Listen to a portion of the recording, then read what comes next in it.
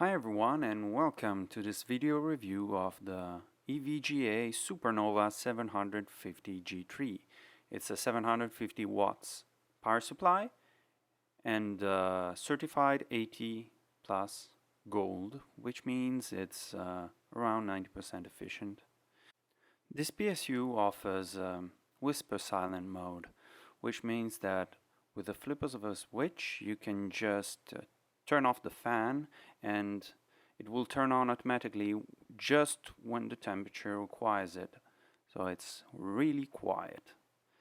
The specifics of this PSU, as you can see, the most important is the 12 volts and it's 62.4 amps on 12 volts for a total of 748.8 watts on 12 volts, which is quite a lot. Another quite important characteristic is that it uses Japanese capacitors. Then it's really fully modular and it has LLC resonant converter with next generation high performance circuit, which I have absolutely no idea what it is, but it sounds really great. Okay, so let's open it up.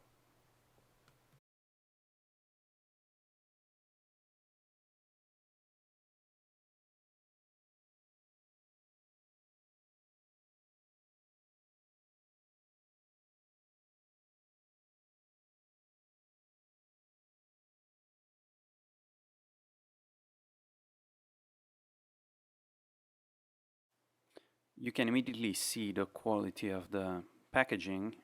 As you can see, they give you a standard manual, which is, well, standard. And then these nice bags. This is a bag for probably the cables. Being modular, you won't use all of them, so they give you a nice place where to store them. And then huge amount. This is I think straps for the cables. Quite nice, quite well made. Then let's turn this around, a bit more comfortable. I know if you have OCD, probably you will see EVGA on upside down. It will be, oh my god, it's going to be terrible. So, okay, here we have cables. This is a VGA cable, okay. As you can see, it's detachable for 8 or 6 pins. Then we have a CPU cable, detachable too. This one is a peripheral cable, and this one is the ATX cable. The detachable part is the PSU side. This is a SATA cable, and well, we have more of those, I think. This is another CPU cable, yeah, because it's designed for heavy overclocking, so maybe if you have one more slot. This is another SATA cable, as I was saying. This is another SATA cable if you have many hard drives. This is another, I think, VGA cable, yes. It's a very important thing. They give you many VGA cables, and one of them has 2 connectors, and the others have just one. So I will explain later why that is. This is a floppy adapter, which is quite useful. And this is the adapter to turn the PSU on without connecting it to the computer, so you can test it.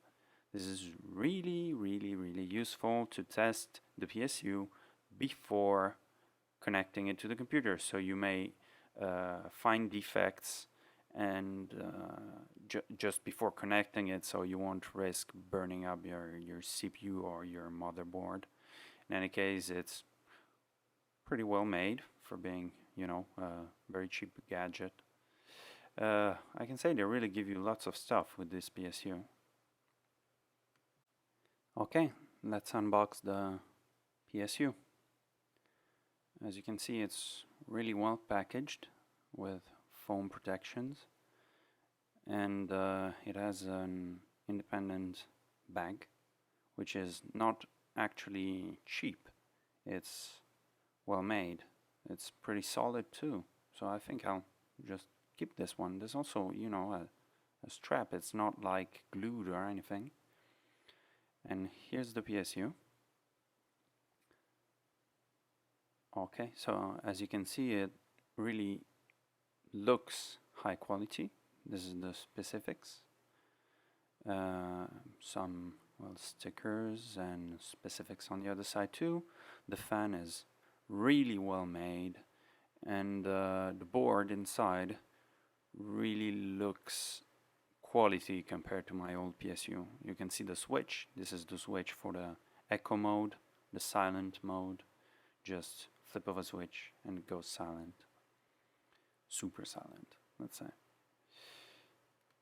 Okay, so now we're gonna test this PSU, and to test it I'm gonna use a Molex simply, and I'm gonna connect it to the PSU, and I'm gonna check through this Molex the 12 volt and the 5 volt. As you can see, I connected the PSU to the power outlet, and then I'm gonna use this thing supplied with the PSU, and I'm gonna connect that to the ATX cable. The ATX cable, obviously I'm gonna connect it to the PSU, and then I'm gonna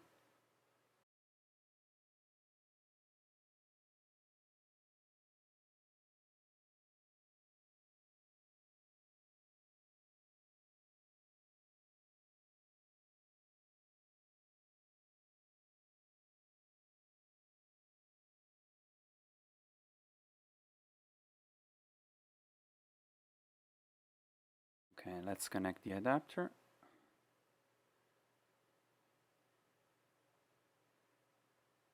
Perfect. And now flip the switch and it's going to turn on.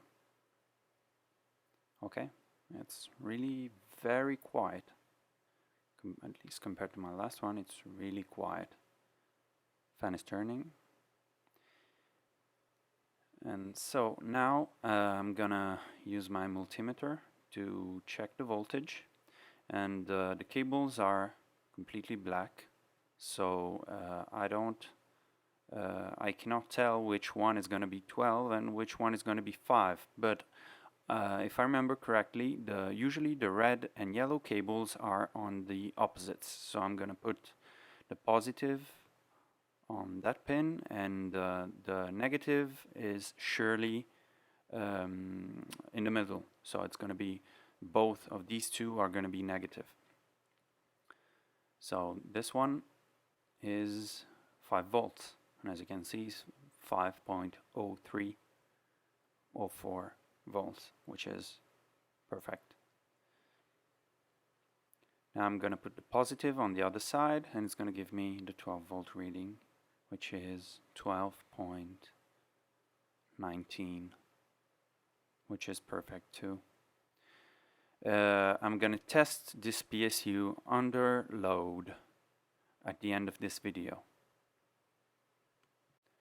So I want to explain something else, because the PSU comes with many VGA connectors, and these connectors are different. 2 are exactly the same and 1 is different.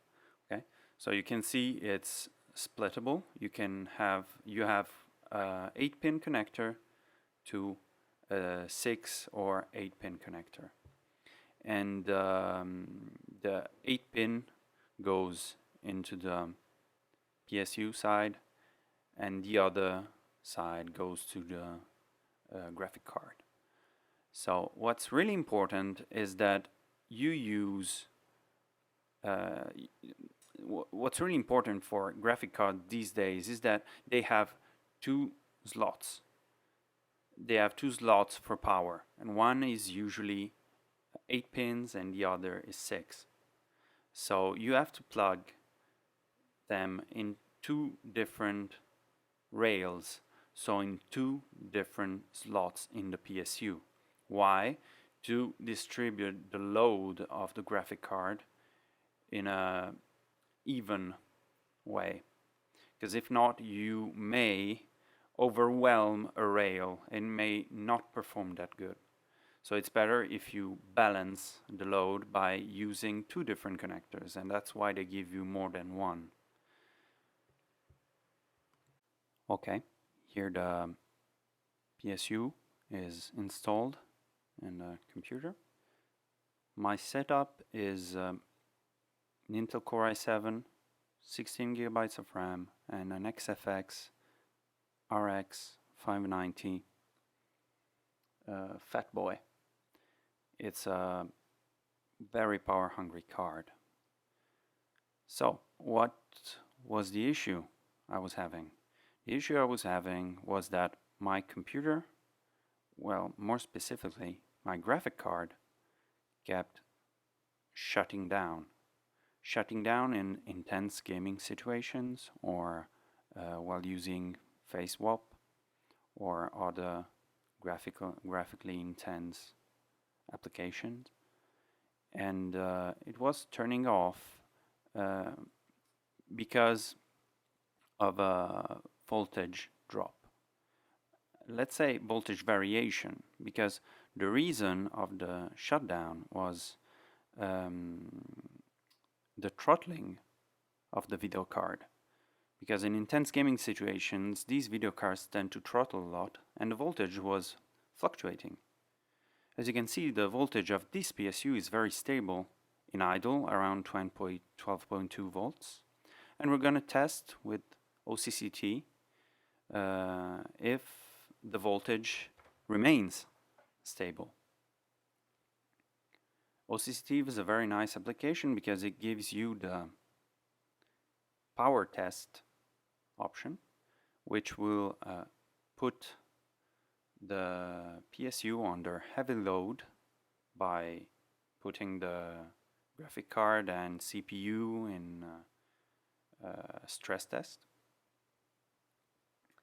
And in this situation with my old PSU, the computer would just turn off immediately when starting the test.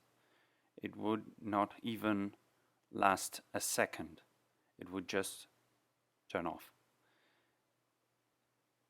And so we're gonna test this now and see first if the computer does not turn off, and second, what is the voltage variation.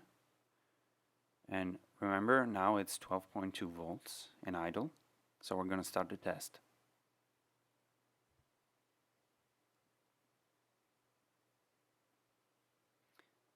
Okay, it gives us 10 seconds to wait. Cross fingers. Okay, it did not crash, and that's really good, because at this point it would have already crashed with the other PSU. As you can see, the voltage is 12.2524, which is really good. It's 0.05 volts variation between idle and load, and it's really, really low. With the old PSU, the voltage variation was around 0.4 volts. I was having 11.8 volts, 11.9 volts idle, and 11.4 volts in load. So this is a really good. Now I'm in idle again, and this is a really, really good voltage variation. That's what you want from a PSU, to be able to handle different loads and keep a stable voltage. Well, thank you for watching, and we'll see you next time.